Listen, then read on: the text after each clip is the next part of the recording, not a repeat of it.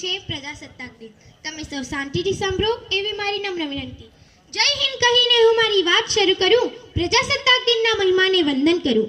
આજે છે 26મી જાન્યુઆરીનો પવિત્ર દિવસ, જ્યારે બંધારણે આપ્યો હતો સ્વતંત્ર જીવનનો આભાસ. આજે 26મી જાન્યુઆરી છે, એક એવો દિવસ જે લોકશાહી અને બંધારણનો પ્રારંભનો દિવસ. આ દિવસ આપણા માટે ખૂબ જ મહત્વનો છે, કારણ કે આ દિવસે આપણું બંધારણ અમલમાં આવ્યું હતું અને આપણે એક સમાજવાદી, ધર્મનિરપેક્ષ અને સ્વતંત્ર રાષ્ટ્ર બન્યા હતા.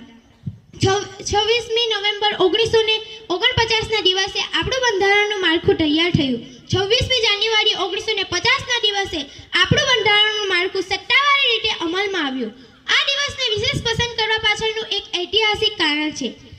આ દિવસે લાહોરમાં સૌપ્રથમ વખત પૂર્ણ સ્વરાજની પ્રતિજ્ઞા લેવામાં આવી અને આ બંધારણના ઘડવૈયા એટલે કે આપણા ડોક્ટર બાબા સાહેબ આંબેડકર. આપણે આપણા દેશની એકતા અને અખંડિતતા જાળવવા માટે કામ કરવું જોઈએ. આપણે ભારતીયો છે તેનો આપણે ગર્વ અનુભવીએ છીએ. આપણે આપણા દેશને સમૃદ્ધ અને વિકસિત દેશ બનાવવા માટે સહકાર આપવો જોઈએ. આપણે બંધારણને માન આપવું જોઈએ, તેના સિદ્ધાંતો પર ચાલવું જોઈએ.